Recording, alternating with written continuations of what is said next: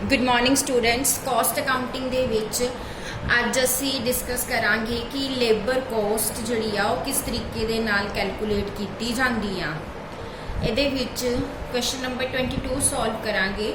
N article pass through 5 hand operations as follow.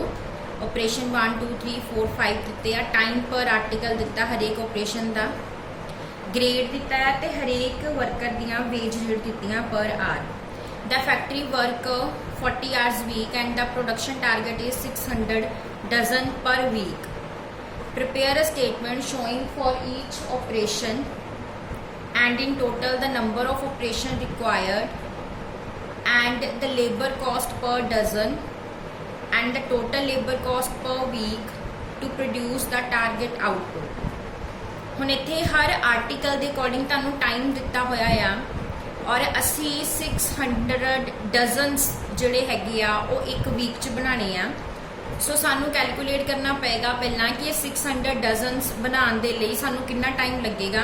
उन्होंने फिर wage rate per hour नाल multiply करके असी जड़ियाँ वेजिस कैलकुलेट करांगे।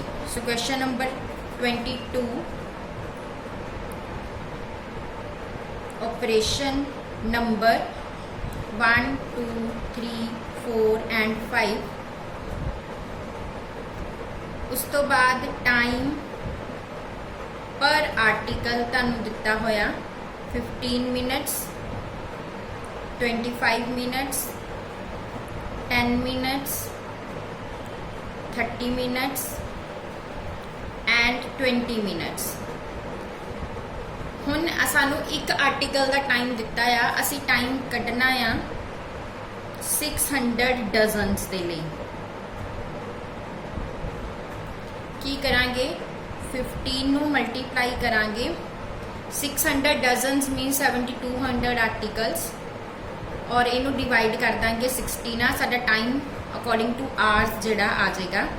इदां ही नैक्सट केस दे विच 25 नू करांगे, इदां ही नैक्सट केस च 10 नू करांगे, फिर 30 नू एंड फिर 20 नू। कैलकुलेट करो कितना आंदा है।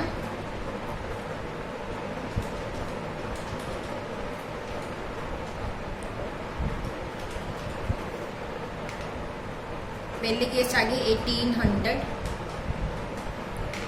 3000 1200 3600 2400। ये जेडे साडे आ ये आवर्स आए आ क्योंकि आपां टाइम 60 नाल डिवाइड करके आवर्स दे विच कैलकुलेट किया आ। हुण साडा wage rate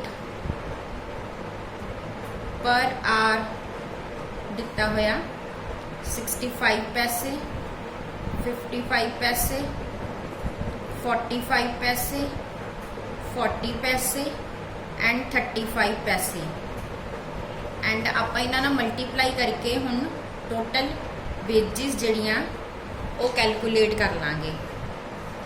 1800 multiply 0.65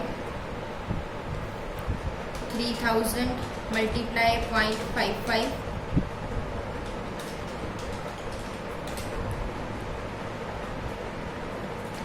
1200 multiply 0.45 3600 multiply 0.40 2400 multiply 0.35। हुण इन्हां टोटल कर लो, तुहानूं टोटल करके जिहड़ा है देखो कितनियां टोटल वेजिस बनदियां। ये साडियां आ गईयां 5640। ये साडी आ गई टोटल लेबर कॉस्ट। हुण असी कढ़नी आ लेबर कॉस्ट पर डजन। की करांगे टोटल लेबर कॉस्ट नू नंबर ऑफ डजनस कितनियां सीगियां 600 दे नाल डिवाइड कर दांगे। ये तुहाडी जिहड़ी कॉस्ट आ जाएगी दैट इज 9.40 पर डजन। सो इस तरीके दे नाल आपां लेबर कॉस्ट कैलकुलेट करनी आ। हुण नैक्सट क्वेश्चन देखो, question number 23।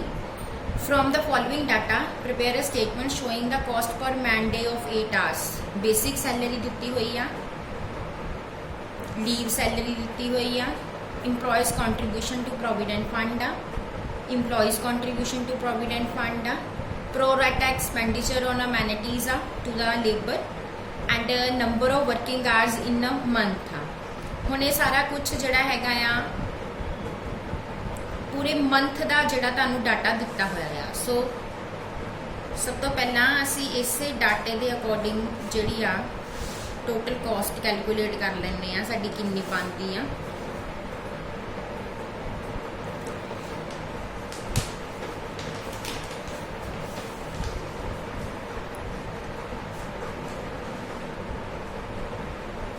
First of all ले लो बेसिक सैलरी 300 पर मंथ दे नाल दिती हुई आ। उस तो बाद leave salary is 6% of basic and D A ते बेसिक का जिहड़ा आ 6% आ। सो 300 का 6% ये साडी आ जाएगी 18 रुपीज़। उस तो बाद employers contribution to provident fund, employers contribution to PF. तुसी देखो कि आपां ए प्लस बी दोनों का करना, 318 का 6% करना, 300 प्लस 18 का 6%, ये साडा आ जाएगा 19.04। उस तो बाद दिता है pro rata expenditure on amenities to labour 25 per head per month.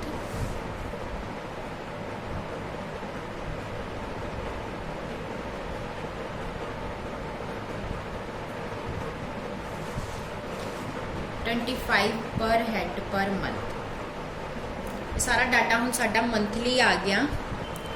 ये सारा हुण असी टोटल कर लेना इहदा सारे दा कि साडी मंथली कॉस्ट जिहड़ी आ वो आ गई आ 300 प्लस 18 प्लस 19.06 प्लस 25, ये साडी आ गई 362.06। हुण असी कैलकुलेट करने आ cost per man day of 8 hour. Cost per man day of 8 hours ये जी साडी आ गई 362.06 पूरे महीने की कॉस्ट आ। और एक महीने के विच वर्किंग आवर्स 200 दिते हुए आ। सो इनू 200 ना डिवाइड कर देंगे और सानू चाहिए है 8 आवर्स की। सो 8 ना मल्टीप्लाई कर देंगे, साडा आंसर आ गया 14.48।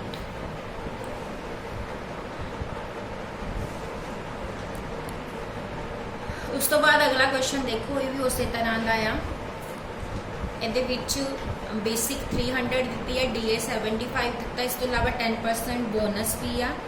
इंप्लॉयर की कॉन्ट्रीब्यूशन 8.5% आ। एंड उस तो इलावा ESI नू कॉन्ट्रीब्यूशन 1% आ। Employer maintain a canteen where subsidise tea and lunch are provided and monthly subsidy हैगी आ 3000 की। टोटल नंबर ऑफ इंप्लॉइज जिहड़े एडवांटेज लै रहे हैं कैंटीन का 400 आ। नॉर्मल आइडल टाइम जिहड़ा दिता है 20% आ। And worker is entitled to 15 days earned leave during a year and number of working days in a year should be taken to be 300 multiply by 8 hours each. हुण इस question दे विच भी आपां same इस तरीके दे नाल जिद्दां कि पिछला क्वेश्चन जिहड़ा कीता यही मैथड लाना है। असी इस तरीके दे नाल आपां पहला मंथली कॉस्ट कट लांगे कितनी आती है एंड उस तो बाद फिर देखांगे कि असी जिहड़ी हैगी आ कॉस्ट कितना कैलकुलेट करनी है।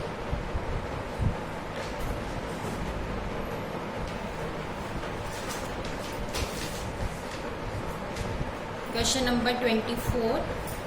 फर्स्ट ऑफ ऑल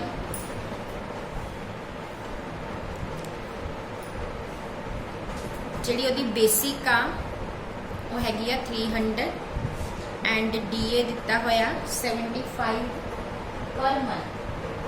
ਉਸ ਤੋਂ ਇਲਾਵਾ ਉਹਨੂੰ ਬੋਨਸ ਮਿਲਣਾ 10% ਆਫ ਵੇजेस। 300 ਦਾ 10% ਕਿੰਨਾ ਆ ਗਿਆ 30 rupees. And next employers contribution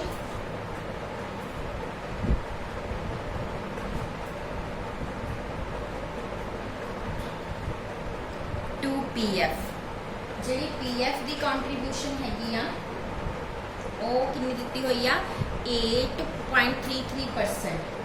basic कितनी हैगी आ 300 इदा 8.33% कट लो कितना आंदा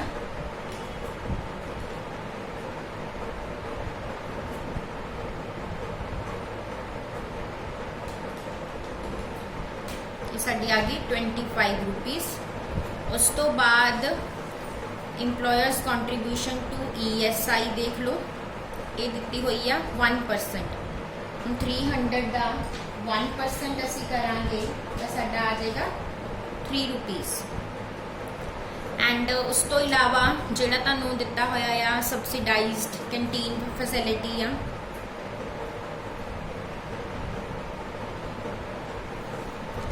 ये देखो कि टोटल 3000 दिता जा रहा मंथली और 400 वर्कर्स ਉਹਦਾ बेनिफिट लै रहे हैं। सो 3000 ਨੂੰ ਆਪਾਂ 400 ਦੇ ਨਾਲ डिवाइड कर लेना, साडा आ जाएगा 7.50। ਹੁਣ ਇਹਦਾ ਸਾਰੇ ਦਾ जिन्ना साडा आ गया ਇਹਦਾ ਸਾਰੇ ਦਾ टोटल कर लो।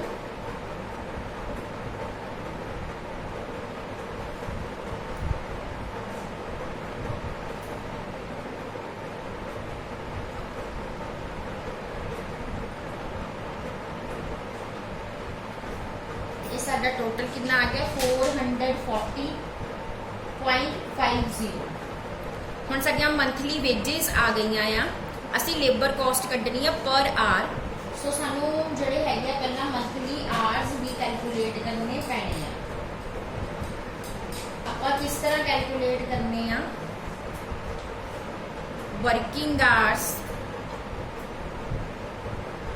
इन ईयर दिते हुए आ 300 डेज आ एंड एक दिन दे विच कितने आवर्स दिते हुए एक दिन दे विच दिते हुए सानू 8 आवर्स।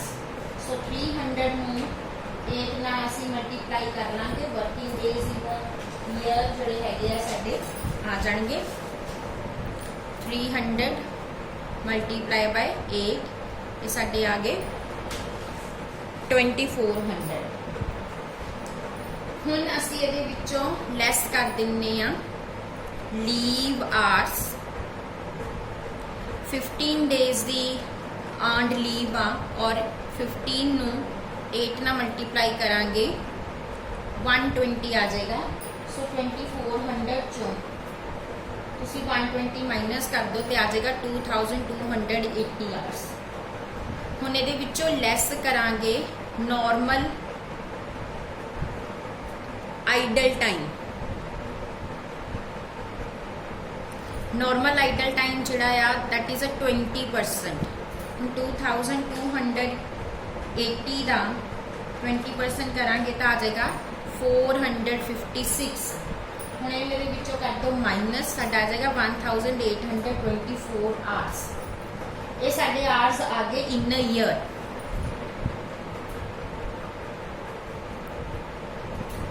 आवर्स इन मंथ किद्दां कट्टांगे 1824 नू 12 ना डिवाइड कर दो, ये साडे आ गए 152 आवर्स। हुण ये साडी आई सी इधर लेबर कॉस्ट पर मंथ, ये साडे आ गए labour hours in a month. हुण असी labour cost per hour calculate करांगे 440.50 नू डिवाइड कर दो 152 दे नाल।